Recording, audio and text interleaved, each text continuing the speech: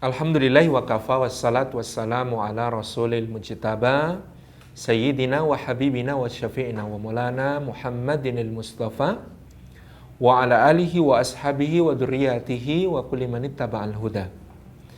Asyhadu an la ilaha illallah wahdahu la syarikalah wa asyhadu anna Muhammadan abduhu wa rasuluhu la nabiyya ba'dah. Ikhwan dan akhwat yang dimuliakan Allah, puji syukur kehadirat Allah atas limpahan karunia-Nya. Pada sore yang berbahagia ini, mungkin masih sangat siang di sana, kita dihimpun oleh Allah di dalam majelis ilmu meskipun secara daring. Mudah-mudahan semua keutamaan majelis ilmu tetap Allah limpahkan kepada kita sejak mulai setiap langkah kita, mudah-mudahan menjadi pemudah jalan kita ke surga.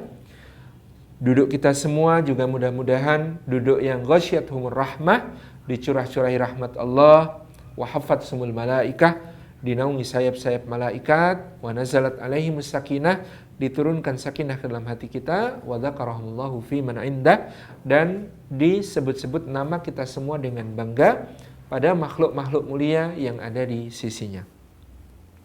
Rekan-rekan yang disayang oleh Allah Subhanahu wa taala, dalam sejarah Islam, Daulah Bani Umayyah adalah pembahasan yang tidak boleh dilewatkan, karena arti penting dari Daulah Bani Umayyah yang melanjutkan kepemimpinan para Khulafaur Rasyidin al-Mahdiyyin di Jazirah Arab dan wilayah yang kemudian meluas sampai ke Afrika Utara, sebagian Jazirah Eropa, dan juga ke wilayah Asia Tengah. Jadi barangkali Daulah Bani Umayyah pernah mencapai satu wilayah yang sangat luas yang tidak akan dicapai oleh zaman-zaman berikutnya.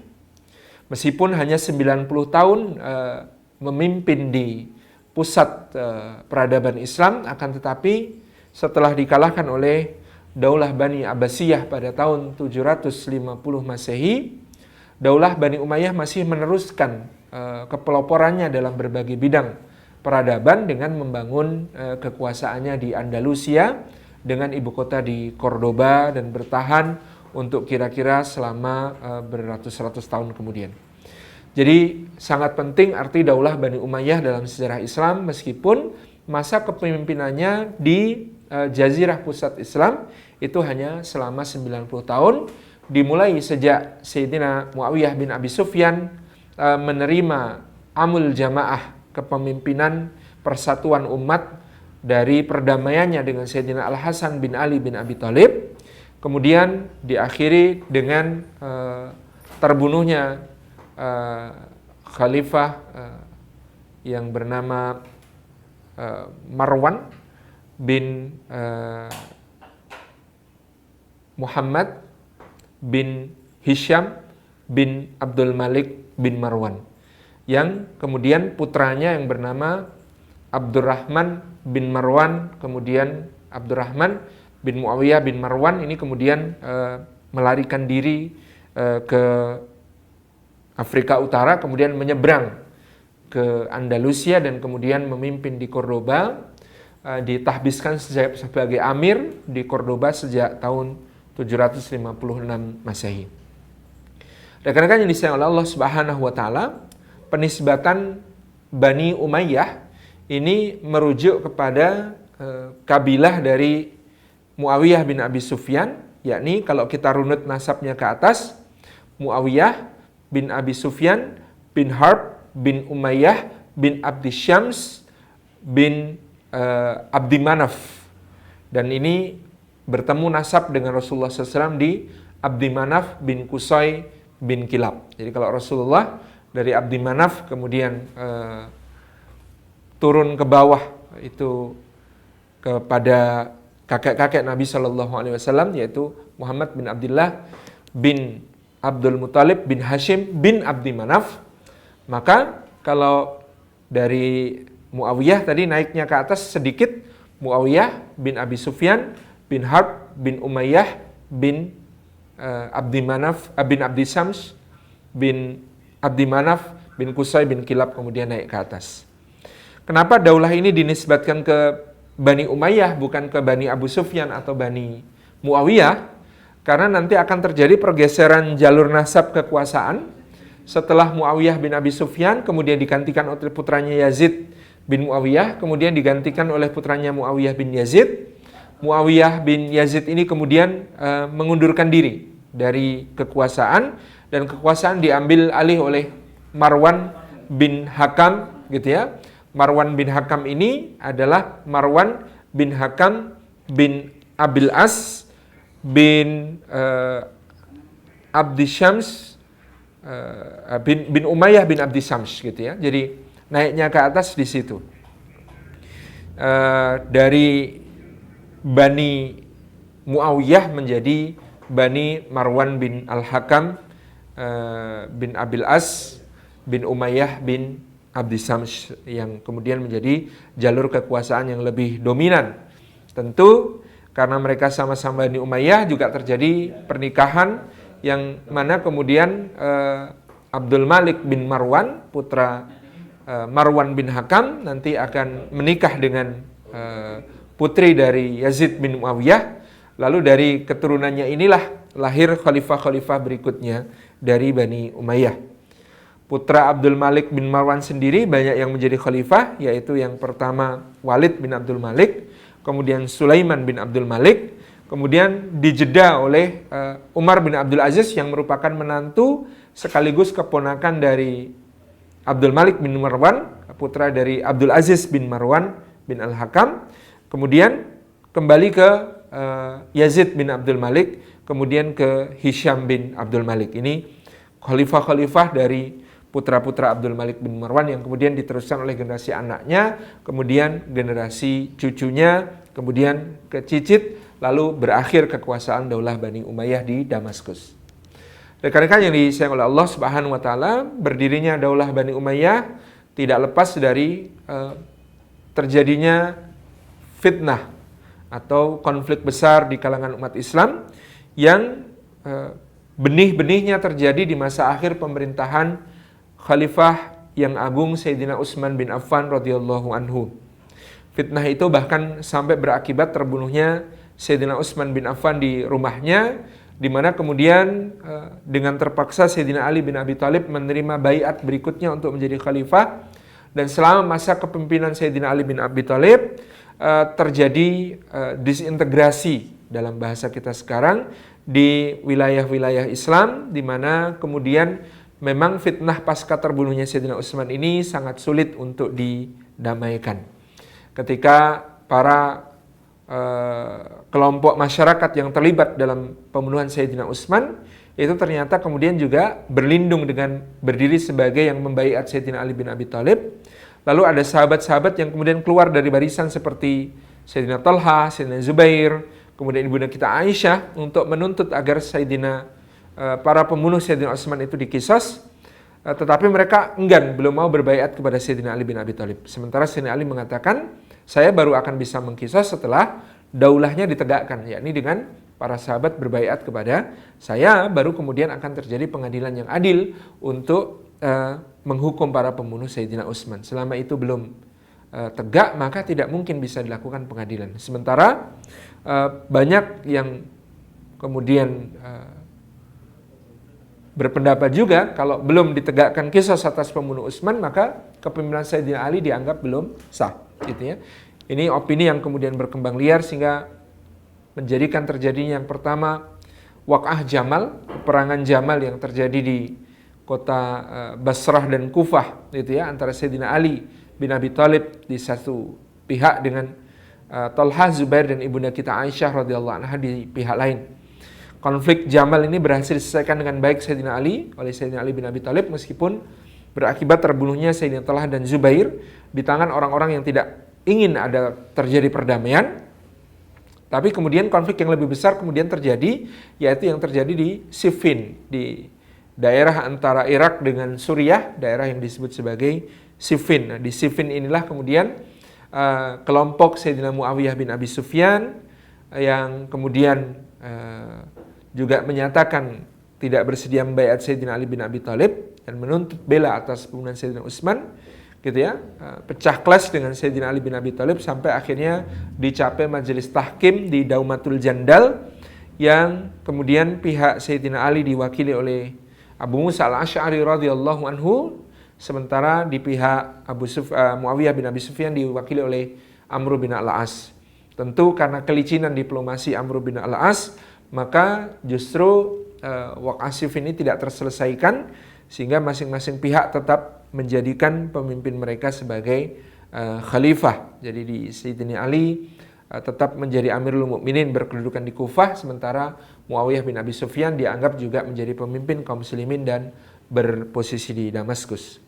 Sampai akhirnya Sayyidina Ali bin Abi Thalib dibunuh oleh seorang Khawarij, barisan yang keluar dari kelompok Sayyidina Ali karena tidak puas dengan majelis tahkim, tidak puas dengan terjadinya perdamaian, menolak perdamaian, itu ya, yang kemudian mereka melakukan perusakan dengan berusaha membunuh para pemimpin Islam yang dianggap berdosa besar, dan karena itu mereka telah keluar dari Islam dan halal darahnya, yaitu Sayyidina Ali, Sayyidina Muawiyah, dan Amr bin al-As.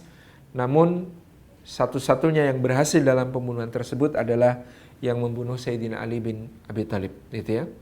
Dan kemudian Sayyidina Ali digantikan oleh putranya Sayyidina Hasan bin Ali bin Abi Thalib, dan Sayyidina Hasan merenung dengan memikirkan masak-masak, sehingga akhirnya beliau pun menyerahkan kekuasaan kepada Muawiyah bin Abi Sufyan dengan jiwa besar, dengan kerelaannya untuk mengalah demi persatuan umat dan jangan sampai ada darah tertumpah lagi di kalangan kaum muslimin. Ini sesuai dengan nubuat Rasulullah SAW. Ketika kemudian Sayyidina Hasan bin Ali bin Abi Thalib masih kecil, beliau menimbang-nimbangnya dan kemudian mengatakan, cucuku ini, yaitu anakku ini adalah orang besar, kelak melalui tangannya akan bersatu dua kelompok besar kaum muslimin yang berselisih untuk masa yang panjang. Jadi sudah dinubuatkan oleh Nabi Sallallahu Alaihi Wasallam, Sayyidina Al Hasan bin Ali bin Abi Thalib akan menjadi yang mendamaikan kaum muslimin di dalam peristiwa yang disebut sebagai Amul Jamaah atau tahun persatuan, yaitu pada tahun 41 Hijriah. Jadi ini sesuai dengan hadis Nabi Sallallahu Alaihi Wasallam dari Safinah Maula Rasulullah Sallallahu Alaihi Wasallam bahwa Khulafaur Rasyidin itu berlangsung selama salasuna sanah, 30 tahun. 30 tahun itu dihitung dari wafatnya Rasulullah bulan Rabiul Awal tahun ke-11 Hijriah, kemudian dibandingkan dengan peristiwa pada tahun 41 Hijriah, di mana pada tahun tersebut Sayyidina Hasan bin Ali bin Abi Thalib radhiyallahu anhuma menyerahkan kepemimpinan kepada Muawiyah bin Abi Sufyan, dan sejak saat itulah dimulai Daulah Bani Umayyah berkedudukan di Damaskus. Ketika membaiat Sayyidina Muawiyah bin Abi Sufyan, para sahabat terutama yang senior, diantaranya adalah Sayyidina Sa'ad bin Abi Waqqas, satu dari 10 sahabat yang dijamin ke surga yang masih hidup, satu dari 6 ahli syura'nya Umar yang masih hidup, itu mengucapkan baiat dengan mengatakan Assalamu alayka ya Malik, salam sejahtera atasmu wahai raja. Ini penanda yang disebutkan oleh Sa'ad bin Abi Waqqas untuk menandai berakhirnya kekhalifahan. Kenapa saya tidak dipanggil khalifah, gitu ya? Tanya Muawiyah bin Abi Sufyan, karena engkau, gitu ya, adalah seorang raja, gitu ya. Dan meskipun kekuasaan Daulah Bani Umayyah ini dimulai dengan tidak mulus, kecuali oleh kebesaran hati Sayyidina Hasan bin Ali bin Abi Thalib untuk mengalah dan menyerahkan kekuasaan kepada Muawiyah bin Abi Sufyan. Begitu tahun-tahun awal mengkonsolidasikan kekuasaannya, Sayyidina Muawiyah bin Abi Sufyan sangat luar biasa di dalam merangkul segenap elemen umat Islam, rela meminta maaf kepada para sahabat yang pernah menjadi korban dalam Waqatul Jamal maupun Waqatul Siffin. Kemudian juga beliau begitu dermawan membagi-bagikan berbagai pemberian kepada keluarga Nabi Shallallahu Alaihi Wasallam, para sahabat senior, dan juga kepada para sahabat yang pernah berkonflik dengan beliau. Jadi Muawiyah bin Abi Sufyan ini dipuji oleh para sahabat karena memang pendekatannya yang sangat penuh dengan kedermawanan ketika berusaha menyatukan umat di dalam kepemimpinannya. Mungkin juga sebagian pakar sejarah menyebutkan Sayyidina Muawiyah bin Abi Sufyan melakukan itu karena motif politiknya adalah jangan sampai kalah pamor dengan Sayyidina Hasan bin Ali bin Abi Thalib yang dengan menyerahkan kekuasaan justru semakin dicintai oleh umat. Jadi karena itulah beliau dengan pendekatan yang luar biasa berusaha untuk merangkul seluruh elemen umat Islam supaya ridho di bawah kepemimpinan beliau. Termasuk beliau meminta maaf kepada ibunda kita Aisyah radhiyallahu anha. Kenapa? Karena adik kandung ibunda kita Aisyah gitu ya. Maaf, bukan adik kandung, adik beda ibu tetapi sangat disayang oleh ibunda kita Aisyah, namanya Muhammad bin Abi Bakar As-Siddiq yang menjadi gubernur Mesir, itu terbunuh oleh pasukannya Sayyidina Muawiyah bin Abi Sufyan. Nah, kemudian diceritakan ketika Muawiyah menghadap ibunda kita Aisyah di Madinah itu, Muawiyah diceritakan tampak takut-takut, ragu-ragu untuk menghadap ibunda kita Aisyah. Lalu ibunda kita Aisyah berkata, "Masuklah wahai Amirul Mukminin, sungguh di belakang tirai ini aku tidak menyiapkan seorang yang hendak mengkisasmu atas terbunuhnya adikku Muhammad bin Abi Bakar As-Siddiq," gitu ya. Maknanya ibunda kita Aisyah tahu dia punya hak untuk menuntut kisos atas terbunuhnya adiknya, tapi beliau memilih untuk memaafkan Muawiyah bin Abi Sufyan. Demikian pula dengan para sahabat senior yang lain, gitu ya, terutama keluarga Sayyidina Ali bin Abi Thalib, kemudian Sayyidina Abdullah bin Umar, Sayyidina Abdullah bin Abbas, Sayyidina Abdullah bin Zubair. Ini menjadi pendekatan yang luar biasa dilakukan oleh Muawiyah bin Abi Sufyan. Sampai-sampai Ibnu Umar melihat cara Muawiyah bin Abi Sufyan mengelola kekuasaan, beliau mengatakan Muawiyah ini adalah orang yang sangat pandai memimpin. Aku tidak melihat orang yang pandai mengatur hati orang, gitu ya, secara politik, secara siasah, yakni dengan memberikan pemberian ataupun menarik sesuatu, gitu ya. Setelah Rasulullah SAW itu Muawiyah ini orang yang sangat pandai memimpin, gitu ya. Kemudian orang-orang marah kepada Ibnu Umar dengan mengatakan tidak juga Utsman dan Ali bin Abi Thalib. Maka kemudian Sayyidina Abdullah bin Umar berkata, Utsman dan Ali lebih baik daripada Muawiyah, tapi Muawiyah lebih pintar memimpin daripada mereka karena memang cerdas dalam soal politik. Kemudian ada kisah yang luar biasa, diceritakan bahwa unta-unta milik Muawiyah bin Abi Sufyan di Mekah pernah masuk ke kebunnya Abdullah bin Zubair radhiyallahu anhu. Maka Abdullah bin Zubair sangat marah, dia menulis surat untuk Muawiyah bin Abi Sufyan, bunyinya, dari Abdullah bin Zubair bin Al-Awwam, putra dari Hawari Rasulullah, putra dari Dzatun Nitaqain, wanita bersabuk dua, yang adalah bernama Asma binti Abi Bakar As-Siddiq, sahabat terbaik Rasulullah sallallahu alaihi wasallam, yang 5 generasi di keluarganya semuanya menjadi sahabat Nabi sallallahu alaihi wasallam, gitu ya. Untuk Muawiyah bin Abi Sufyan, anak pemakan jantung Hamzah, paman Nabi sallallahu alaihi wasallam, paman tersayang Nabi sallallahu alaihi wasallam. Yang dimaksud adalah Hindun binti Utbah, ibunda Muawiyah, yang pada perang Uhud karena dendam yang sangat atas terbunuhnya ayah, paman dan kakaknya, yakni Utbah bin Rabi'ah, kemudian Walid bin Utbah dan adiknya, yaitu saya kok jadi lupa namanya itu. Kemudian saking dendamnya dia mengunyah-unyah jantungnya Hamzah bin Abdul Muthalib yang telah terkena lembing wahsy dan dibedah dadanya untuk kemudian dilampiaskan dendamnya.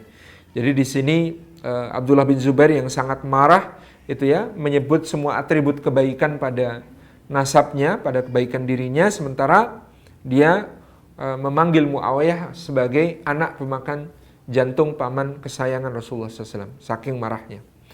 Apabila surat ini sampai kepadamu, maka aku menuntut atas unta-untamu yang masuki kebunku tanpa izin dan kelalaian budak-budakmu. Engkau harus bertindak kepada mereka, atau kalau tidak, maka aku yang akan bertindak sendiri. Nah, Muawiyah bin Abi Sufyan kemudian membaca surat tersebut, ya teman-teman yang insya Allah. Kemudian dia baca surat itu, diserahkan kepada putranya Yazid bin Muawiyah yang kelak akan menjadi khalifah juga setelahnya. Jadi kemudian Yazid ketika membaca, dia marah sekali mendengar atau membaca suratnya Abdullah bin Zubair. Kemudian dia lempar, orang seperti ini akan aku beri tindakan keras dibunuh, dibeginikan gitu ya.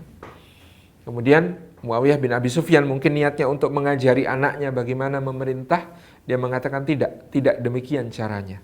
Kemudian dia menulis dari Muawiyah bin Abi Sufyan kepada Abdullah bin Zubair, putra Hawari Rasulullah, putra Dzatun Nitaqain, cucu Abu Bakar As-Siddiq, sahabat kesayangan Nabi SAW. Apabila surat ini sampai kepadamu, maka seluruh untaku beserta seluruh budak yang merawatnya, yang mengurusnya, telah menjadi milikmu sebagai permohonan maafku kepadamu atas kelalaian mereka sehingga unta-unta itu masuk ke dalam ladangmu, gitu ya. Jadi langsung semua unta dan semua budak itu dihadiahkan kepada Abdullah bin Zubair.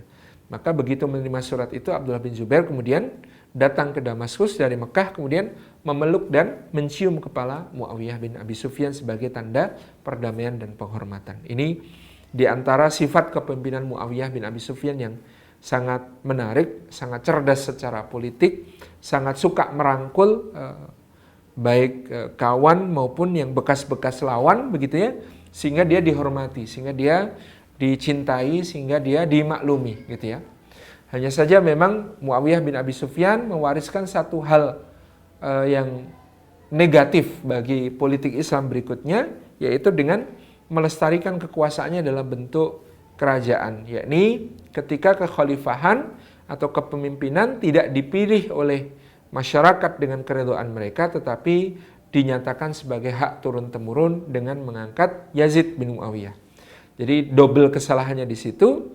Sudah kekuasaan diubah dari dipilih oleh rakyat, dipilih oleh umat seperti para khulafaur rasyidin menjadi turun-temurun. Sudahlah turun-temurun, yang dipilih Yazid pula, yang Yazid ini sudah dikenal dengan beberapa catatan negatifnya sejak masa kekhalifahan Sayyidina Umar bin Khattab radhiyallahu anhu. Jadi ada riwayat tentang Sayyidina Ubadah bin As-Samit radhiyallahu anhu yang kemudian menjadi seorang muallim di Damaskus di masa kepemimpinan Muawiyah sebagai gubernur di negeri Syam. Kemudian Ubadah bin Samit ini kembali ke Madinah menghadap Umar. Lalu Sayyidina Umar Amirul Mukminin bertanya, kamu kok balik, kenapa? Saya nggak kuat apa? Gitu ya. Muawiyah terlalu memanjakan anaknya sehingga terjadi pelanggaran-pelanggaran syariat, termasuk yang dipergoki oleh Ubadah bin Samit saat itu adalah pengiriman khamar untuk menjadi konsumsi dari Yazid bin Muawiyah. Saya berusaha untuk seadil-adilnya memberikan penilaian. Di antara sumber yang bisa kita kaji adalah buku Al-Hasan wal Husain radhiyallahu anhuma yang ditulis oleh Sayyid Hasan Al-Husaini yang diakui oleh para pakar sebagai salah satu kajian paling komprehensif dan paling adil menilai keadaan-keadaan di zaman fitnah tersebut. Karena pada masa berikutnya memang akan terjadi dua kecenderungan membela berlebihan terhadap keluarga Sayyidina Ali bin Abi Thalib yang kemudian melekat pada orang-orang Syiah Rafidhah dan karya-karya mereka, atau orang-orang yang disebut tasyayyu atau cenderung kepada Syiah. Kemudian ada yang karya-karya yang cenderung akan terlalu membela keluarga Muawiyah bin Abi Sufyan termasuk Yazid, di mana ini juga menjadi bias. Seakan-akan karena terlalu keras memusuhi Syiah Rafidhah, kemudian mereka harus membela habis-habisan Yazid bin Muawiyah dalam terutama terjadinya kasus pembunuhan terhadap Sayyidina Husain bin Ali bin Abi Thalib pada masa kepemimpinan Yazid. Jadi Yazid ini tetap saja kita mendapatkan riwayat-riwayat yang sahih tentang hal-hal negatif pada dirinya. Itu kalau kita mau secara adil membela. Termasuk Syekhul Islam Ibnu Taimiyah dikritik oleh para ulama berikutnya. Kenapa? Karena berlebihan membela Yazid disebabkan karena beliau memang sangat anti Syiah Rafidhah. Tetapi ini adalah sikap yang berlebihan menurut para ulama mutaakhirin, karena membela mengcounter, melawan paham Syiah Rafidhah yang sesat itu tidak harus dilakukan dengan membela-bela Yazid bin Muawiyah dalam kasus pembunuhan Sayyidina Husain bin Ali bin Abi Thalib, karena bagaimanapun juga dia bersalah dan bertanggung jawab atas hal tersebut, gitu ya. Jadi ini beberapa hal yang kemudian membuat para sahabat, gitu ya, menjadi kembali tidak ridha kepada kepemimpinan Bani Umayyah setelah Muawiyah, karena berbeda sekali dengan Muawiyah yang sangat bijaksana dan yang sangat pandai merangkul. Yazid meletakkan orang-orang yang menentangnya langsung sebagai musuh dan melakukan dengan mereka, termasuk diantaranya adalah orang yang kemudian membaiat atau dibaiat sebagai khalifah di Hijaz, di Makkah dan Madinah ketika Muawiyah wafat adalah Abdullah bin Zubair. Jadi menurut Abdullah bin Zubair, kenapa kok Muawiyah mengangkat anaknya Yazid untuk menjadi khalifah? Abdullah bin Zubair berpendapat Yazid adalah orang terakhir di antara kaum muslimin yang berhak jadi khalifah. Kalau semua muslimin yang lain sudah mati, baru Yazid punya hak. Karena dia seburuk-buruknya, kata ini Abdullah bin Zubair radhiyallahu anhu. Maka Abdullah bin Zubair pun menjadi khalifah di Hijaz, meskipun Yazid tetap berkuasa di Damaskus, akan tetapi wilayah di Hijaz kemudian dikuasai oleh Abdullah bin Zubair. Sementara sebelumnya, sebelum Abdullah bin Zubair diangkat jadi khalifah di Hijaz ini, telah terjadi tadi pembunuhan Sayyidina Al-Husain bin Ali bin Abi Thalib. Pelaku utama pembunuhan ini namanya Ubaidillah bin Ziyad. Ubaidillah bin Ziyad bin Abihi. Nah, ini juga ada kaitannya dengan Muawiyah bin Abi Sufyan. Kata Sayyidina Abdullah bin Umar, ada 3 hal pada Muawiyah yang kalau aku punya satu saja aku tidak akan berani menghadap atau bertemu muka dengan Rasulullah SAW, gitu ya. Yang pertama tadi mengangkat Yazid menjadi pengganti. Yang kedua adalah menisbatkan Ziyad kepada Abu Sufyan. Jadi ada seorang pemuda di Mekah itu namanya Ziyad. Ziyad ini anak budak perempuan yang kemudian tidak diketahui ayahnya. Maka sejak kecil dia disebut sebagai Ziyad bin Abihi. Lalu ternyata menjelang akhir hayat Abu Sufyan bin Harb, bapaknya Muawiyah, mengatakan kepada anaknya ini, Ziyad itu anakku. Ya, kami dulu melakukan perzinaan, kemudian jadilah Ziyad itu di dalam kandungan si budak itu, dan itu adalah anakku, kata Abu Sufyan bin Harb. Menurut hukum Islam, meskipun ada pengakuan semacam ini, tetapi di luar hubungan pernikahan, maka tidak boleh dinasabkan seorang anak kepada bapak biologisnya ini. Kemudian ternyata Muawiyah bin Abi Sufyan menisbatkan Ziyad ini kepada ayahnya, gitu ya, dengan menyebutnya Ziyad bin Abi Sufyan. Nah, Ziyad bin Abi Sufyan atau Ziyad bin Abihi inilah yang punya anak namanya Ubaidillah bin Ziyad, orang yang paling bertanggung jawab terhadap pembunuhan Sayyidina Husain bin Ali bin Abi Thalib di Karbala. Satu tragedi bagi kita Ahlussunnah wal Jamaah. Tentu kita tidak berlebih-lebihan dalam meratapi Sayyidina Husain seperti dilakukan oleh Syiah Rafidhah, tetapi adalah satu hal yang wajar dan memang demikian seharusnya kita juga berduka cita atas terbunuhnya Sayyidina Husain, karena dia adalah cucu kesayangan dari Rasulullah SAW, begitu. Nah, teman-teman yang disayang oleh Allah Subhanahu wa taala, kepemimpinan Bani Umayyah ini kemudian ya mengalami kelemahan pada masa Yazid karena Hijaz berdiri sendiri di bawah kepemimpinan Abdullah bin Zubair. Yazid pernah memutuskan untuk mencoba menaklukkan Abdullah bin Zubair dengan peperangan, akan tetapi gagal. Kemudian Yazid ternyata tidak berumur panjang, dia meninggal kemudian digantikan oleh putranya namanya Muawiyah bin Yazid. Muawiyah bin Yazid, putranya Yazid ini seorang yang salih, seorang yang alim, seorang yang faqih, seorang yang punya kecenderungan beragama yang sangat kuat. Dia lebih memilih banyak melakukan ibadah daripada memimpin kerajaan. Maka kemudian terjadilah musyawarah di dalam keluarga Bani Umayyah, lalu ditunjuklah tokoh tua Marwan bin Hakam, gitu ya, sebagai pemimpin menggantikan Muawiyah bin Yazid bin Muawiyah yang memilih untuk mengundurkan diri. Jadi kemudian dari sini daulah berpindah ke Bani Marwan, ya, Bani Umayyah juga salah satu cabang dari Bani Umayyah juga. Di Bani Marwan ini yang akan kemudian memimpin daulah Bani Umayyah sampai zaman berikutnya. Meskipun tadi sudah kita singgung, Marwan dengan Yazid ini berbesanan, di mana salah satu putra Marwan namanya Abdul Malik bin Marwan, itu menikah dengan putrinya Yazid bin Muawiyah. Jadi dari sinilah kemudian terjadi kekerabatan yang semakin dekat. Putra Marwan yang lain namanya Abdul Aziz bin Marwan. itu menikah dengan Ummu Asim binti Asim gitu ya, bin Umar bin Khattab radhiyallahu anhu. Nah, jadi ada keluarga Sayyidina Umar masuk ke dalam Daulah Bani Umayyah ini melalui istri dari Abdul Aziz bin Marwan yang namanya Ummu Asim binti Asim bin Umar bin Khattab. Jadi Asim bin Umar ini dulu terkenal kisahnya ya, pada saat Umar ibn Khattab menjadi khalifah, Amirul Mukminin Umar ini berpatroli pada malam hari, lalu mendengar pembicaraan seorang anak perempuan dengan ibunya. Ini gadis ini penjual susu, jadi si gadis penjual susu itu disuruh ibunya, "Nak, campurlah susu itu dengan air. Karena kalau kita jualan susu murni gitu ya, untungnya sedikit sekali. Kamu campurlah susu itu dengan air supaya jumlahnya menjadi lebih banyak dan kita mendapatkan untung yang lebih besar." Kemudian si gadis ini berkata, "Wahai ibu, sesungguhnya Amirul Mukminin telah melarang mencampur susu dengan air dengan mengatakannya sebagai susu, karena ini adalah sebuah penipuan." Ibunya mengatakan, "Amirul Mukminin tidak akan tahu anakku," gitu ya. Padahal Amirul Mukminin tahu kenapa? Karena nguping dari balik dinding gitu ya. Sayyidina Umar ketika itu sedang berpatroli dan dia mendengar pembicaraan itu. Kemudian anaknya berkata, "Wahai ibu, kalaupun Amirul Mukminin tidak tahu, tetapi bukankah Tuhannya Amirul Mukminin tahu, Rabbnya Amirul Mukminin tahu, Allah Subhanahu wa taala tahu." Jadi Umar begitu mendengar pembicaraan ini langsung mantep. Paginya dia panggil anaknya yang belum menikah, namanya Asim. "Ya Asim, ayo kita pergi ke rumah itu. Apa yang harus kita lakukan di sana, ayah? Ada seorang gadis solihah di rumah itu, kamu nikahi." Ini perintah Umar.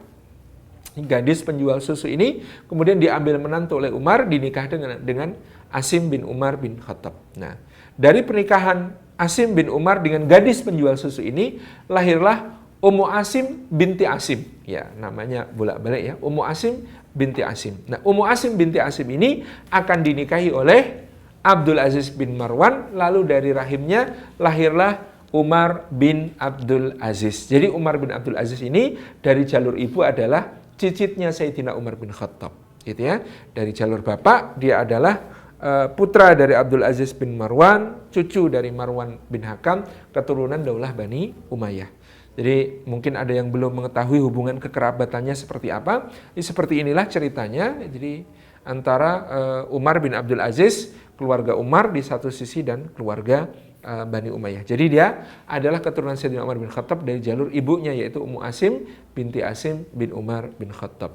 Maka kelak ketika Umar bin Abdul Aziz menjadi khalifah Daulah Bani Umayyah gitu ya, kemudian dia memerintah dengan tegas sekali dalam soal-soal harta, terutama bagaimana keluarga Bani Umayyah sangat dibatasi aksesnya terhadap harta milik kekuasaan, milik kepemimpinan Islam, sangat berbeda dengan khalifah-khalifah sebelumnya yang memberikan kepada keluarga besar Bani Umayyah fasilitas yang sangat luar biasa, bermewah-mewah. Jadi seolah-olah kemewahan dicabut, seolah-olah kemudian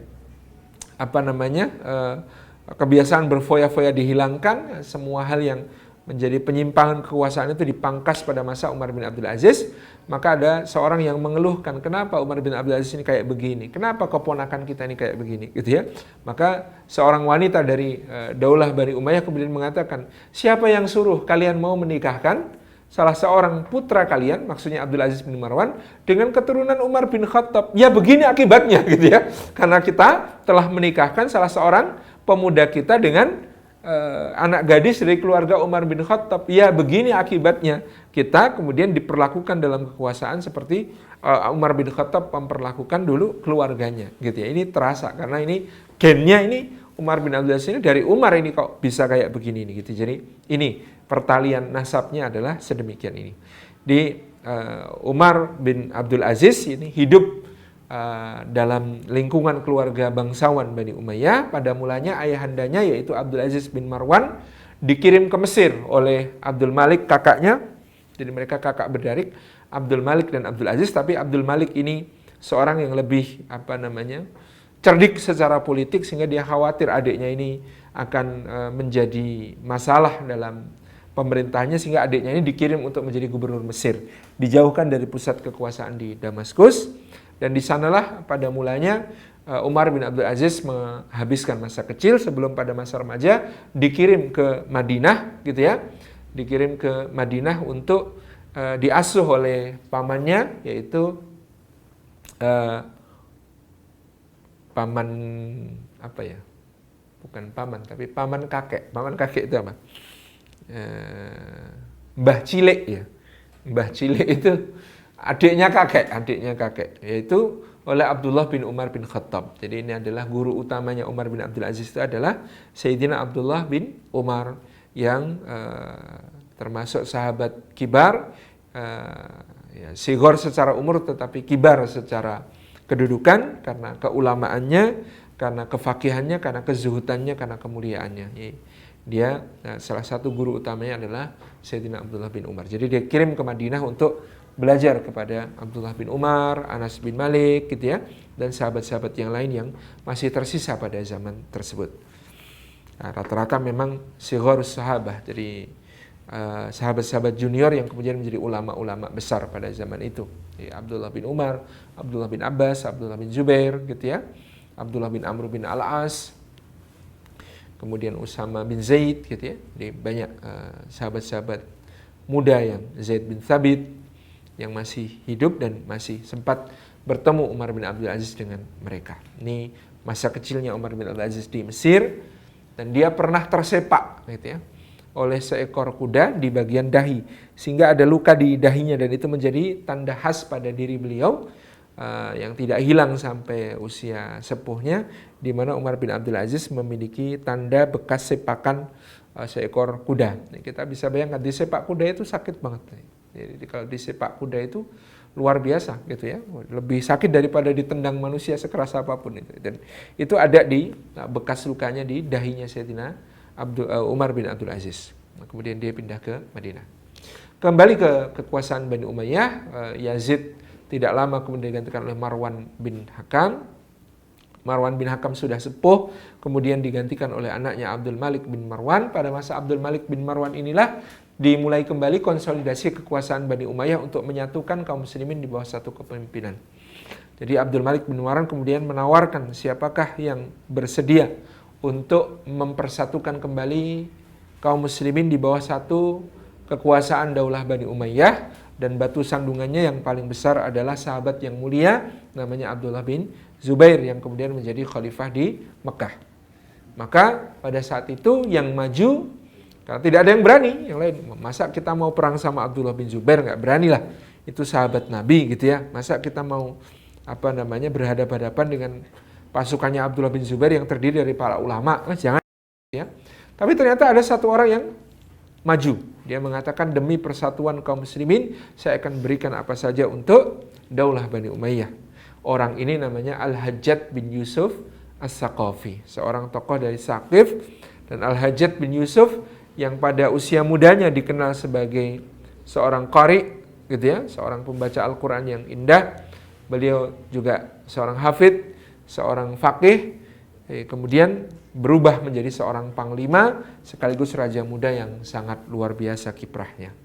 Dia kemudian mendapatkan kepercayaan dari Abdul Malik bin Marwan, maka dia kemudian mulai mengkonsolidasikan kekuasaan dengan menindas siapapun yang beroposisi terhadap daulah Bani Umayyah, yang sayangnya termasuk juga para ulama yang kemudian dia bunuh. Di antara ulama-ulama yang dibunuh, salah satu yang paling terkenal adalah Sa'id bin Jubair radhiyallahu anhu, gitu ya, yakni murid kesayangan Abdullah bin Abbas radhiyallahu anhu. Demikian pula banyak sahabat-sahabat yang meninggal ini karena kiprah dari Al-Hajjaj bin Yusuf As-Saqafi yang sangat-sangat kejam pada saat itu, di mana dia memutlakkan makna ayat ati'ullah wa ati'ur rasul wa ulil amri minkum. Dia memutlakkan ayat bahwa taat kepada ulil amri itu satu hal yang diperintahkan. Di Irak dia membasmi pembangkangan para ulama yang dipimpin oleh Abdurrahman bin As'ad, dan kemudian terbunuh banyak sekali ulama pada zaman itu. Para ulama banyak yang lari ke berbagai negeri gitu ya, sampai kemudian semuanya ditemukan oleh Hajjaj dan kemudian dieksekusi. Kemudian dia bergerak menuju ke selatan, menuju ke Madinah, kemudian bergerak pula menuju ke Makkah, dan akhirnya mengepung Abdullah bin Zubair di kota Makkah dan memanjanik Ka'bah sampai kemudian harus hancur. dan kemudian Abdullah bin Zubair pun dibunuh gitu ya. Jadi terjadi dialog yang sangat menarik antara Abdullah bin Zubair dengan Asma binti Abu Bakar, ibundanya ketika itu. Kemudian ibundanya memberi nasihat, kalau engkau berada di atas jalan yang benar, engkau yakin bahwa jalanmu adalah jalan yang diridhai Allah, maka jangan gentar, jangan ragu, majulah tanpa rasa takut, karena Allah bersama dengan orang-orang yang berada di atas kebenaran gitu ya. Kemudian dipeluk oleh Asma ini, putranya Abdullah bin Zubair ini, ternyata didapati Abdullah bin Zubair pakai baju besi, baju zirah yang sangat berat. Lalu Asma bertanya, ini apa nak? Gitu. Abdullah bin Zubair berkata, ini adalah baju besi ibu. Kata Asma, ini memberatimu, ini membebanimu, bikin susah aja, lepas nak. Sebagai gantinya pakailah celana rangkap. Gitu ya. Masya Allah, ini nasihat yang luar biasa dari seorang ibu. Sebagai gantinya daripada engkau pakai baju besi, mendingan kamu pakai celana rangkap. Karena kalau kamu pakai celana rangkap, kalau engkau terbunuh, maka mudah-mudahan auratmu tetap dijaga oleh Allah, gitu ya. Jadi yang dipikirkan seorang ibu sampai sedemikian itu ya. Daripada kamu pakai baju besi berat-berat, udahlah kamu pakai baju biasa saja, tapi pakailah celana yang rangkap double supaya kalau engkau terbunuh jangan sampai terbuka auratmu. Ini nasihat sang ibu, gitu ya. Pada saat itu, kemudian betul Abdullah bin Zubair gugur pada saat itu ketika Al-Hajjaj menemui Asma. Asma tidak berkurang ketegasan yang luar biasa, gitu ya. Anakmu itu penjahat, anakmu itu pembangkang, gitu ya. Aku tidak mengenal anakku kecuali sebagai seorang yang baik, seorang laki yang soleh, aku yang membesarkannya sendiri. Aku lebih mengenal anakku daripada kamu, Hajjaj, gitu ya. Kemudian ketika dikatakan oleh Hajjaj itu bahwa anakmu akan masuk neraka karena dia memberontak, gitu ya, bugot terhadap kekuasaan, maka Asma selalu menjawab dengan cerdas, sampai kemudian Al-Hajjaj bin Yusuf ini dikomentari oleh Asma, aku mendengar Rasulullah bersabda akan keluar dari Saqif, dari Yamamah, seorang pendusta besar dan seorang durjana besar, gitu ya. Al-Kadzab, gitu ya, wat-tughah. Al-Kadzab itu pendusta besar, wat-tughah dan seorang penjahat besar. Adapun pendusta besarnya itu adalah Musailimah. Musailimah Al-Kadzab, nabi palsu, kita sudah tahu. Adapun yang durjana besar, gitu ya, kata ibunda kita Asma binti Abi Bakar, tidak ragu lagi itu adalah engkau yang telah membunuh anakku. Ya, aku telah menghancurkan anak. Kata Asma, engkau menghancurkan dunianya, tetapi dia menghancurkan akhiratmu, gitu ya. Untuk menggambarkan betapa ruginya Al-Hajjaj karena dia telah melakukan kejahatan yang sedemikian rupa. Para ahli sejarah menghitung dalam masa pemerintahan Hajjaj bin Yusuf ini kira-kira ada 120.000 orang tawanannya Hajjaj yang mati di dalam tahanan tanpa sempat diadili, dan ada 80.000 orang yang dieksekusi langsung oleh Al-Hajjaj bin Yusuf As-Saqafi, termasuk beberapa sahabat Nabi Sallallahu Alaihi Wasallam dan para ulama dari kalangan tabi'in yang kemudian menjadi korban dia. Korban terakhirnya Hajjaj itu adalah Sa'id bin Jubair radhiyallahu anhu, seorang ulama lurus yang salih, yang sangat istiqomah, yang zuhud, yang wara', yang kemudian dia diadili dalam tanda kutip oleh Hajjaj bin Yusuf karena keterlibatannya dalam gerakan Abdurrahman bin As'ad di Irak. Kemudian dia pun hendak dieksekusi. Ketika ditanya oleh Hajjaj, dia ditanya, siapa namamu? Sa'id bin Jubair, orang yang beruntung, anak orang yang mulia. Kata Al-Hajjaj, bukan namamu Saki bin Qusair, bukan Sa'id bin Jubair, tapi kebalikannya, Saki bin Qusair. Saki itu orang yang celaka, Qusair itu orang yang kacau, hina, gitu. Sa'id bin Jubair menjawab, wah, ibuku lebih tahu namaku daripada kamu. Kemudian ketika akan dieksekusi, pilihlah, kamu pengen dibunuh dengan cara apa? Sa'id bin Jubair menjawab, pilihlah olehmu karena itu kamu milih untuk dirimu sendiri. Dengan cara apapun kamu membunuh aku, dengan cara itu pula Allah akan membunuhmu. Kemudian Sa'id bin Jubair ini arahkan ke meja eksekusi gitu ya. Kemudian digelarkan tikar. Dulu orang kalau mengeksekusi itu digelar tikar supaya darahnya tidak nyiprat-nyiprat keluar gitu ya. Kalau mau dipenggal itu digelarkan tikar. Ketika digelarkan tikar, maka dia diposisikan sujud, maka dia mengatakan, sajada wajhiya lilladzi fatarat samawati wal ard. Aku mensujudkan wajahku kepada zat yang menciptakan langit dan bumi gitu ya. Kemudian karena dia sujud, ditarik sama Hajjaj, dipintahkan itu. Tarik tikernya, nggak usah kasih tiker yang ini gitu. Kemudian di situ Sa'id bin Jubair mengatakan, dari bumi kamu diciptakan dan kepada bumi itu kamu akan dikembalikan gitu. Kemudian Hajjaj mengatakan, hadapan ke kiblat. Ini wajah tu wajhiyah gitu ya. Dia mengatakan, membaca ayat, aku menghadapkan wajahku kepada Allah Rabb semesta alam. Kemudian kalau begitu palingkan dari kiblat. Ya, dipalingkan dari kiblat. Maka Sa'id bin Jubair membaca ayat gitu ya. Ainama tuwallu wujuhakum fasama wajhullah. Kemanapun kamu menghadap, maka di situ pula wajah Allah gitu ya. Akhirnya kemudian dia dieksekusi dengan dialasi bambu ya. Ini meninggalnya Sayyidina Sa'id bin Jubair. Bahkan ada yang mengatakan bambu itu digunakan untuk menusuk ke dalam dagingnya, untuk kemudian memisahkan daging ini dari tulang beliau. Subhanallah.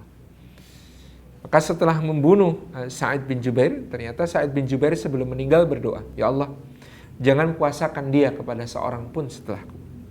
Maka ba'da wafatnya Sa'id bin Jubair, Hajjaj bin Yusuf hanya hidup dalam 40 hari kemudian, itu pun dalam keadaan sakit keras yang terus menerus, dan kemudian akhirnya dia mati. Jadi ketika Hajjaj bin Yusuf mati, maka Imam Hasan al-Basri sujud syukur. Aku sudah bilang kepadanya jangan ganggu para ulama, jangan sakiti para ulama, tetapi dia ngeyel, dia tidak mau menurut apa yang menjadi nasihatku. Sekarang dia binasa karena menyakiti para ulama. Kemudian bersujud syukur pula Umar bin Abdul Aziz yang pernah mengatakan, kalau saja semua umat dan bangsa datang membawa penjahat mereka yang paling hebat, lalu kita Bani Umayyah datang membawa Hajjaj satu saja, maka kita Bani Umayyah bisa mengalahkan semua bangsa dan semua umat dengan kejahatan Hajjaj gitu ya. Saking luar biasanya. Umar bin Abdul Aziz sendiri pada mulanya adalah gubernur Madinah pada saat itu, di masa pemerintahan paman sekaligus mertuanya Abdul Malik bin Marwan. Demikian pula di bawah pemerintahan kakak iparnya Walid bin Abdul Malik, Umar bin Abdul Aziz ini adalah gubernur Madinah. Tetapi kemudian dia ditarik ke Damaskus di masa akhir pemerintahan Walid bin Abdul Malik karena keberatan Hajjaj. Jadi kata Hajjaj kepada Walid bin Abdul Malik, saya ini bisa menyatukan seluruh wilayah dengan mantap ke tangan daulah Bani Umayyah, gitu ya. Hanya saja saya punya satu gangguan yang tidak bisa saya atasi. Gangguan itu adalah Umar bin Abdul Aziz. Maka tolong tarik Umar kembali ke ibu kota, karena saya tidak bisa konflik terus dengan Umar bin Abdul Aziz. Itu yang terjadi pada saat itu. Nah, kemudian ketika Hajjaj ini meninggal, maka Walid bin Abdul Malik menyelenggarakan takziah. Ketika takziah itu, Umar bin Abdul Aziz nggak mau untuk mengucapkan turut berbelasungkawa kepada Walid bin Abdul Malik. Walid marah, kamu kok tidak mengucapkan belasungkawa atas kematian Yazid? Atas kematian apa? Al-Hajjaj kepadaku. Maka Umar bin Abdul Aziz menjawab dengan diplomatis, loh katanya Al-Hajjaj sudah kita anggap sebagai keluarga. Aku kan juga keluarganya. Harusnya aku dapat ungkapan bela sungkawa, kok malah suruh aku mengucapkan bela sungkawa, itu ya. Itu kalimatnya Umar bin Abdul Aziz gitu. Nah, jadi Umar bin Abdul Aziz ini tadi mengatakan kalau seluruh umat dan bangsa datang bawa penjahatnya masing-masing, lalu ngeroyok kita tapi kita bawa Hajjaj seorang saja sebagai penjahat, maka niscaya kita bisa mengalahkan semua yang lain ini gitu ya. Saking dahsyatnya kejahatan Hajjaj itu. Nah, Hajjaj ini luar biasanya yang kita ambil ibrah dari kehidupannya adalah sampai akhir hayatnya dia tetap husnudzan kepada Allah. Jadi di akhir hayat itu kalimat terakhirnya menarik. Apa kata Hajjaj bin Yusuf sebelum meninggal? Ya Allah, sesungguhnya manusia banyak yang berprasangka buruk kepadamu ya Allah, bahwa engkau tidak akan mengampuniku. Padahal aku selalu berprasangka baik kepadamu ya Allah, bahwa engkau maha pengampun dan ampunanmu lebih besar daripada dosa-dosaku. Ya, subhanallah ya. Penjahat besar tapi tetap optimis gitu ya, bahwa akan diampuni oleh Allah. Lalu kelak Umar bin Abdul Aziz akan bermimpi, dia melihat Al-Hajjaj bin Yusuf di dalam mimpinya, itu dikisas oleh Allah sebanyak jumlah pembunuhan yang dia lakukan di dunia dengan segala cara yang pernah dilakukan di dunia, begitu tuntas dikisas oleh Allah di akhirat. Maka Al-Hajjaj bin Yusuf ini diampuni Allah. Ternyata diampuni sama Allah. Ini menurut mimpinya Umar bin Abdul Aziz. Kata Umar bin Abdul Aziz, sesudah itu saya merasa optimis bahwa semua orang beriman akan masuk surga. Nah, kenapa? Lah Hajjaj saja yang kayak begitu diampuni sama Allah. Apalagi yang dosanya kurang dari itu. Ini sebagai bisyarah ya, kabar gembira buat kita bahwasanya ternyata Umar bin Abdul Aziz memimpikan demikian, lalu kemudian beliau takwili, maknanya adalah ya, Al-Hajjaj yang sebegitunya kekejamannya, kedahsyatannya di dalam melakukan kejahatan saja diampuni oleh Allah setelah dikisos, tentu di akhirat sebanyak yang dia lakukan, pembunuhan yang dilakukan, tentu yang kurang dari itu kejahatannya bisa diampuni.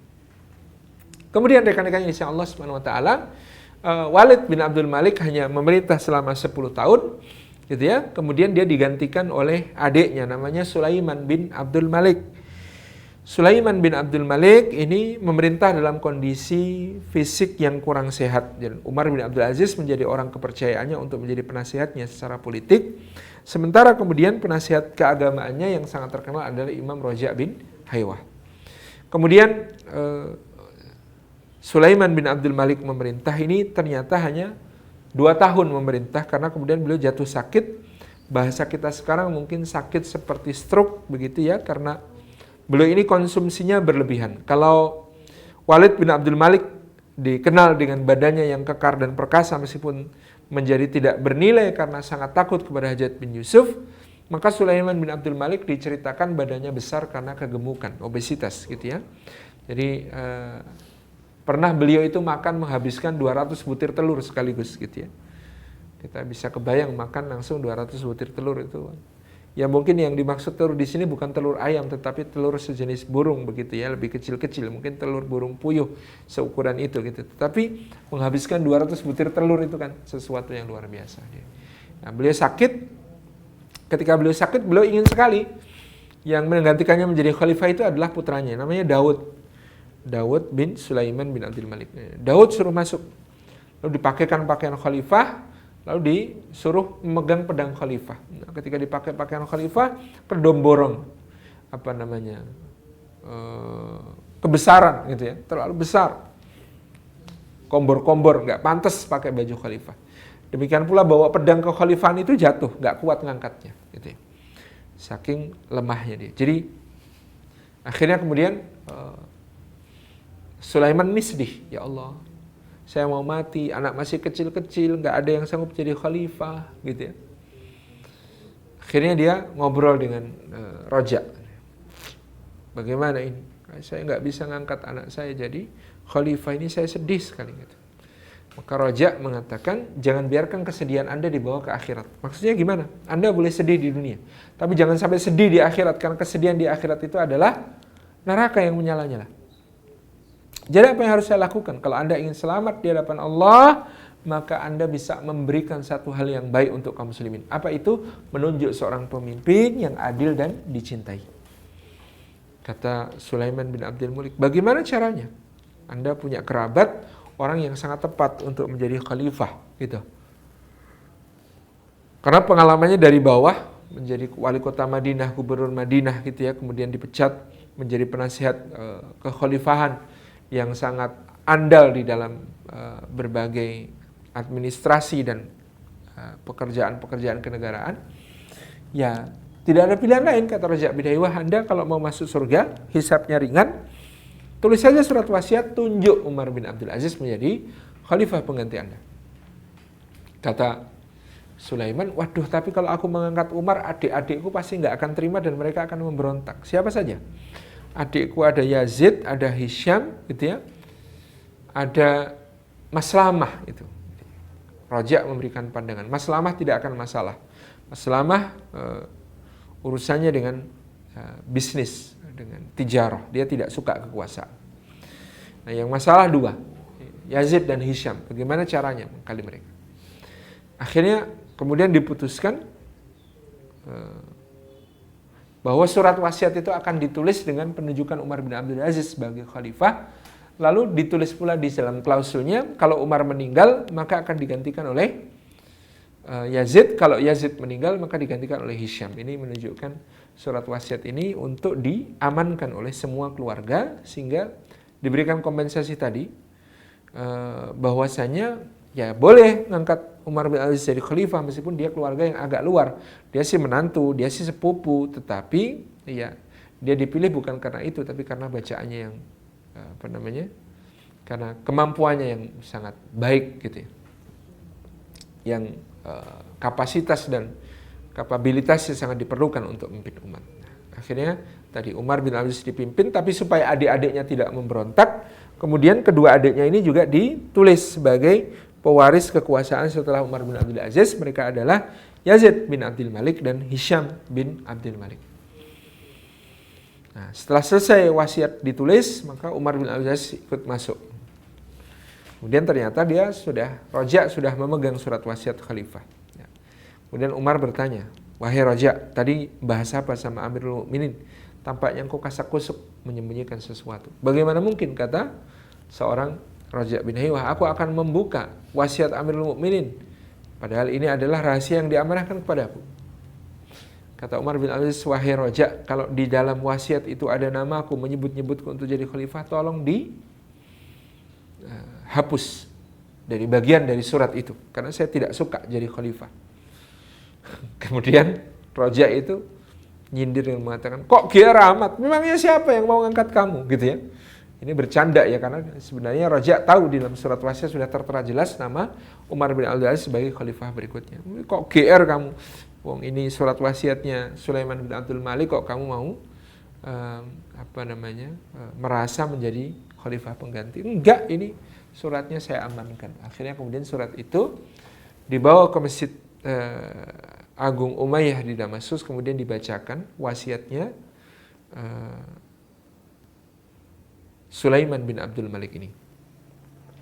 Ketika wasiatnya Sulaiman bin Abdul Malik ini sudah dibacakan, gitu ya, kaget Umar bin Abdul Aziz, ternyata disebut namanya. Gitu ya. Maka orang pun berduyun-duyun untuk membaiatnya supaya dia mau menjadi khalifah setelah meninggalnya Sulaiman bin Abdul Malik. Begitu menerima surat wasiat itu dan membacanya dengan seksama, Umar menangis, kemudian dia mengangkat surat itu. Atas nama keadilan dari sisi Allah Subhanahu wa taala, surat ini saya nyatakan tidak berlaku. Surat wasiat Sulaiman saya nyatakan tidak berlaku karena sungguh tidak boleh ada seorang mewasiatkan kekuasaan kepada orang-orang yang disukainya. Tapi hendaklah rakyatnya memilih dengan bebas. Maka saya kembalikan surat ini, siapa yang kalian kehendaki untuk jadi khalifah, siapapun saya siap untuk ikut juga membaiatnya. Masyarakat yang hadir di Masjid Raya Damaskus kemudian mengatakan, demi Allah kami tidak menghendaki selain engkau. Demi Allah kami tidak menghendaki selain engkau. Pokoknya harus engkau yang menjadi khalifah. Inilah yang kemudian menjadikan Umar bin Aziz tidak bisa menolak. Kemudian masyarakat berbaiat total kepada Umar bin Abdul Aziz pada saat itu.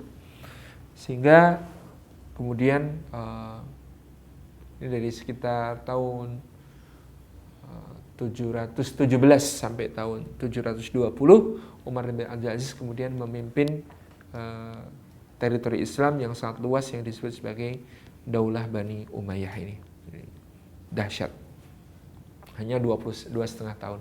Kalau Sulaiman 2 tahun malah gitu ya. Tadi Walid 10 tahun. Memerintah memimpin Bani Umayyah. Nah, baru selesai mengurus pemakaman dari Sulaiman bin Abdul Malik, maka sudah membentang ujian bagi Umar bin Abdul Aziz. Dia pulang ke rumah dalam keadaan kelelahan, mengurus penguburan Sulaiman dan menerima baiat dari kaum muslimin yang sangat banyak. Di rumah hanya ada sedikit waktu, dia pun istirahat. Ketika itu putranya namanya Abdul Malik bin Umar bin Abdul Aziz.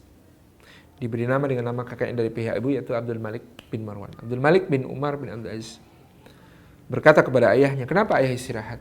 Iya, ayahmu ini lelah sekali, nak, untuk mengurus penguburan Sulaiman, pamanmu Sulaiman, dan urusan-urusan lain yang sangat banyak.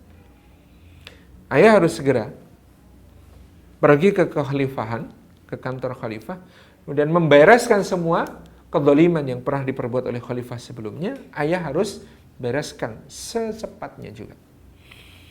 Dia harus bereskan secepatnya juga. Umar bin Abdul Aziz mengatakan, nak, ayahmu ini lelah sekali. Tidakkah dia boleh beristirahat sejenak? Kemudian Abdul Malik berkata kepada ayahnya, ayah, siapa yang bisa menjamin ayah masih akan hidup sampai ayah selesai beristirahat? Sedangkan kezaliman menumpuk-numpuk arsipnya di meja kekhalifahan. Maka mendengar kata-kata anaknya, Umar bin Abdul Aziz segera bangkit dan menuju ke kantor kekhalifahan. Di situ dia sudah dihadang dengan berbagai pemberian. Ini adalah pakaian khalifah. Pakaian khalifah yang belum dipakai adalah haknya engkau, sementara yang sudah dipakai adalah haknya anak-anaknya. Kemudian dikatakan ini adalah kereta khalifah. Ya, ini dipilihkan dengan merek ini, jenis ini, gitu ya. Kemudian ini semuanya. Gitu. Umar bin Abdul Aziz bertanya, dari mana kita tahu bahwa ini haknya khalifah, ini haknya kalian? Sudah tradisinya begitu. Kata Umar bin Abdul Aziz, mulai sekarang tidak ada tradisi seperti itu. Ini bukan milikku dan ini juga bukan milik kalian. Semua pakaian yang indah, semua perhiasan, semua perangkat-perangkat, gitu ya. Ini kemudian dikumpulkan dan dimasukkan ke Baitul Mal oleh Umar bin Abdul Aziz. Bahkan dia menemui istrinya Fatimah binti Abdul Malik. Di lehernya Fatimah itu terdapat kalung yang berliontin berlian yang sangat indah. Melihat kalung itu pada Fatimah, Umar bin Abdul Aziz berkata, wahai Fatimah, mana yang kau pilih? Kalung itu atau aku? Gitu ya. Maksudnya bagaimana? Kalau engkau masih tetap bersama aku, menjadi istriku, maka lepaskan kalung itu, kembalikan ke Baitul Mal, gitu ya. Karena cinta antara aku dengan kalung itu tidak akan terhimpun, gitu ya. Kalau kamu cinta aku, kamu tidak memerlukan berlian-berlian itu. Tapi kalau kamu cinta pada berlian, ambil berlian itu, maka engkau tidak lagi membutuhkan aku, gitu ya. Aku pun tidak lagi membutuhkan engkau. Nah, ternyata kemudian Fatimah binti Abdul Malik mengatakan, tidak, wahai suamiku, sungguh demi Allah, aku lebih mencintaimu di atas segalanya. Kalung ini aku kembalikan ke Baitul Mal. Kalungnya dikembalikan ke Baitul Mal. Heroiknya kisah Umar bin Abdul Aziz ketika menerima kekuasaan dan dia mengawali dari keluarganya, kan semuanya harus bersih. Kalung itu nanti akan diambil lagi oleh Yazid bin Abdul Malik dari Baitul Mal, diserahkan kepada kakak perempuannya itu. Fatimah, ini kalung yang dulu kamu masukkan ke Baitul Mal masih ada. Ambillah kalau engkau mau, sebab kalung ini dulu diberikan oleh ayah kepadamu sebagai hadiah pernikahanmu dengan Umar bin Abdul Aziz. Kata Fatimah, gitu ya, aku sudah melepas kalung itu dan memasukkannya ke Baitul Mal ketika Umar masih hidup. Sekarang ketika Umar sudah mati, bagaimana mungkin aku akan mengkhianatinya dengan mengambil kembali kalung itu. Demikian pula yang diucapkan oleh Fatimah ketika Hisham menawarkan lagi kalung ini untuk diambil. gitu ya, oleh Fatimah binti Abdul Malik. Inilah cinta sejati ya. Jadi betul-betul aku lebih cinta kepadamu dari semua benda-benda, termasuk meskipun benda itu benda yang sangat mahal, hadiah dari ayahku yang khalifah untukku. Maka suaminya yang zuhud, yang wara, meminta itu dilepas, masukkan ke Baitul Mal, masuk ke Baitul Mal. Nah, jadi di awal dia langsung menggebrak dengan bersih gitu ya, bersih orangnya, bersih pula terhadap keluarganya, semua hak-hak istimewa Bani Umayyah dicabut, semua benda berupa lahan, ternak, pertanian, dan apapun juga yang selama ini diambil dengan cara zalim, lalu kemudian diurus dengan satu program namanya Ruddul Madzalim, atau mengembalikan hak orang yang terzalimi. Jadi pada masa Umar bin Abdul Aziz terjadi ya, reformasi, pembersihan besar-besaran terhadap birokrasi negara dengan cara yang luar biasa ini. Umar bin Abdul Aziz juga dikenal dengan keberanian yang luar biasa. Padahal dari sisi fisik dia sangat kurus dan lemah. Kalau Walid kekar gitu ya, seperti patung-patung Yunani. Kalau Sulaiman gendut, gemuk, besar. Tapi kalau Umar bin Abdul Aziz ini kemudian diceritakan semakin kurus pada dirinya didapati. Kalau malam bekerja dengan lampu minyak milik negara, maka dia betul-betul bekerja untuk negara. Kalau dia bersantai menerima tamu, maka lampu itu dimatikan karena tidak ada hubungannya dengan acara negara. Gitu ya.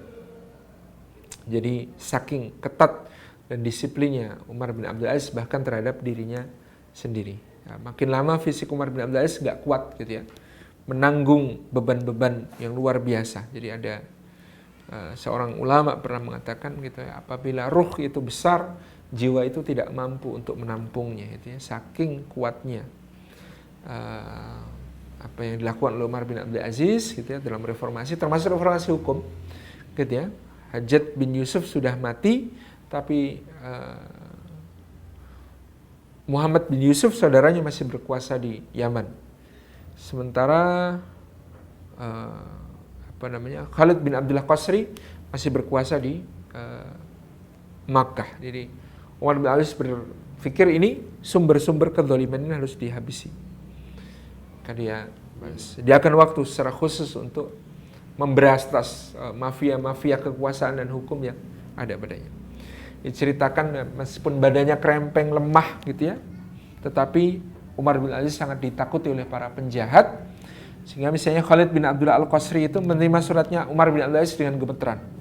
Karena di situ ditulis dari Umar bin Abdul Aziz Amirul Mukminin untuk Khalid bin Abdullah Al-Qasri, wahai gubernur Mekah yang zalim, kalau engkau membaca suratku ini, maka ikatlah dirimu dengan rantai, mintalah beberapa pengawal dan berjalan kakilah engkau datang ke Damaskus untuk menemuiku. Lalu sampai di situ, ketika sampai di Damaskus, Umar bin Abdul Aziz menunjuk kepada Khalid bin Abdul Qasri untuk masuk penjara, itu dengan mengatakan gitu ya, tunggulah sampai aku datangkan semua orang yang hendak menggugat kezalimanmu selama ini, maka engkau akan dibalas sesuai dengan kezaliman yang engkau lakukan tersebut. Jadi reformasi hukum dan kekuasaan dijalankan dengan cara yang luar biasa, extraordinary. Umar bin Abdul Aziz pernah mengirim surat kepada Abdullah bin Umar mengatakan, wahai eyang gitu ya, tolong ceritakan kepada aku bagaimana Sayyidina Umar dulu memimpin dan mengatur berbagai urusan, juga menegakkan berbagai macam perintah dan larangan. Jadi saya pengen dapat pelajaran dari kakek buyut saya Umar bin Khattab, caranya memerintah itu seperti apa yang sahih menurut Quran dan Sunnah. Maka Abdullah bin Umar menulis kepada cucu keponakannya ini dengan mengatakan, amma ba'du, wahai anakku, sesungguhnya Umar telah wafat dengan membawa amal-amalnya, gitu ya. Sesungguhnya engkau menghadapi umat yang berbeda dengan umatnya Umar. Engkau menghadapi keadaan yang berbeda dengan keadaannya Umar. Maka tetaplah istiqomah sesuai dengan perintah Allah dan sunnah Rasulullah, karena aku tidak ingin membebanimu dengan apa-apa yang dilakukan Umar. Kalau aku menulis untukmu apa-apa yang dilakukan Umar selama masa kepemimpinannya, itu justru akan menjadi sesuatu yang memberatkanmu, menyusahkanmu, karena Umar ini standarnya terlalu berat untuk kamu ikuti di zaman sekarang yang rakyatmu berbeda dengan rakyatnya Umar bin Khattab radhiyallahu anhu. Nah, Umar bin Abdul Aziz memerintah dengan sangat lembut hati kepada orang-orang yang miskin dan tertindas seperti kakek buyutnya Umar bin Khattab yang sering meronda keliling untuk membagi-bagikan dan mendengarkan keluhan kaum muslimin, gitu ya. Maka Umar bin Aziz juga melakukannya dan dia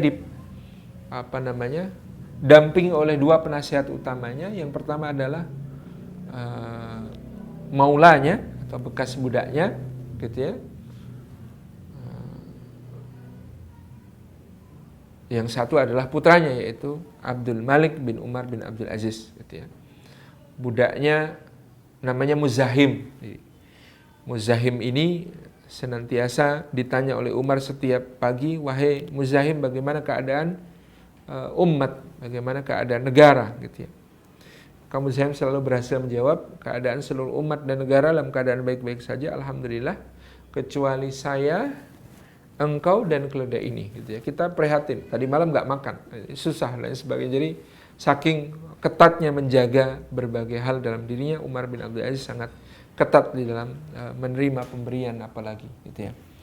Kemudian dan dalam hidup prihatinya, gitu ya, makan seadanya, minum seadanya, dan itu juga memperburuk kondisi kesehatannya, di mana terdapat isu pula Umar bin Abdul Aziz diracun pelan-pelan oleh keluarga Bani Umayyah yang tidak rela dengan perilakunya yang sangat keras untuk mengembalikan hak-hak yang terdolimi dari rakyat dari tangan para penguasa dan keluarga penguasa, yakni Daulah Bani Umayyah. Jadi ini keistimewaan Umar bin Abdul Aziz, dan berkah turun pada masa kepemimpinan Umar bin Abdul Aziz karena Allah mencintai beliau, beliau pun mencintai Allah, gitu ya. Cara beliau memerintah yang sangat lembut, misalnya satu hari ada yang melapor, wahai Amirul Mukminin, pendapatan kita dari jizyah menurun drastis karena banyak orang-orang Kristen masuk Islam, tetapi saya menduga, kata menterinya, hanya pura-pura supaya tidak dipungut jizyah. Apa kata Umar bin Aziz? Demi Allah wahai paman, gitu ya, meskipun sampai tidak ada yang membayar jizyah karena semua orang telah mendapatkan hidayah dari Allah, meninggal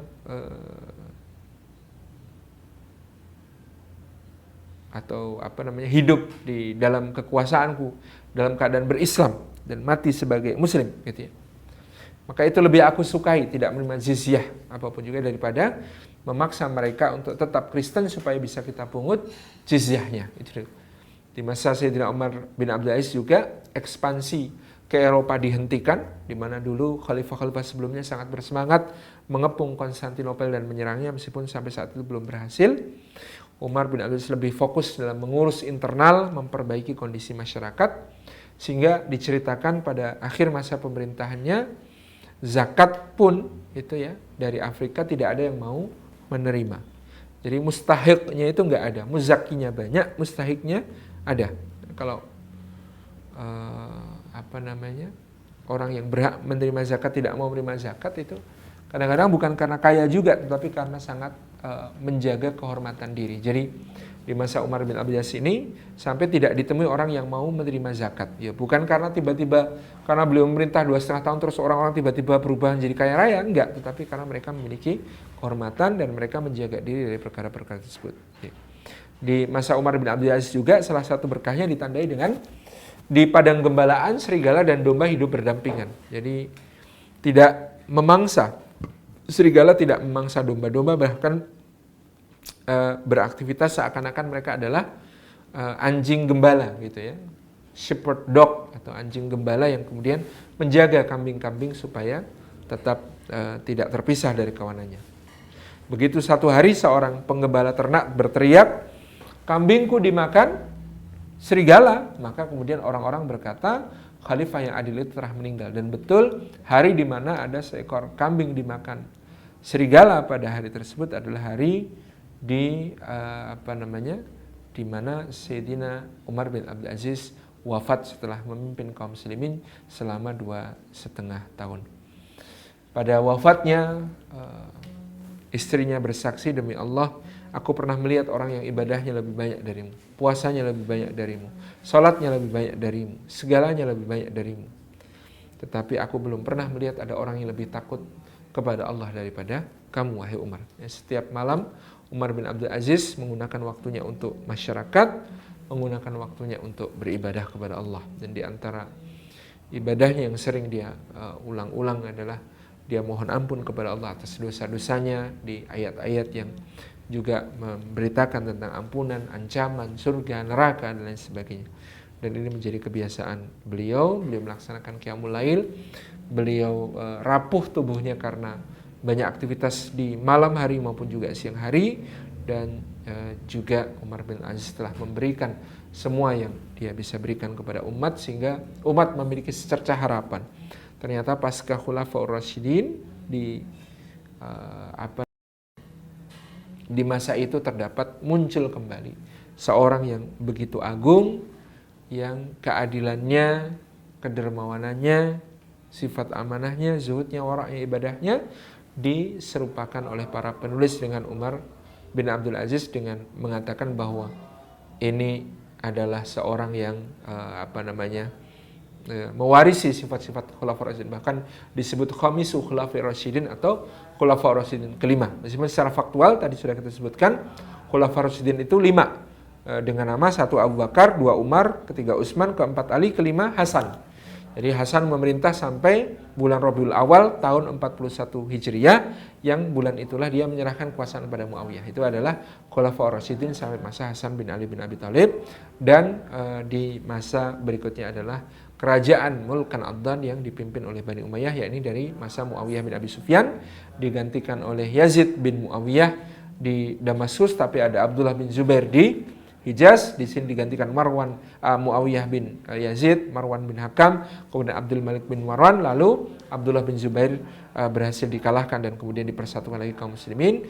Dari Abdul Malik bin Marwan kekuasaan jatuh kepada putranya Walid bin Abdul Malik, dari Walid bin Abdul Malik ke Sulaiman bin Abdul Malik, dari Sulaiman bin Abdul Malik kemudian ke Umar bin Abdul Aziz. Demikian yang dapat kita sampaikan, mudah-mudahan bermanfaat. Wassalamualaikum warahmatullahi wabarakatuh.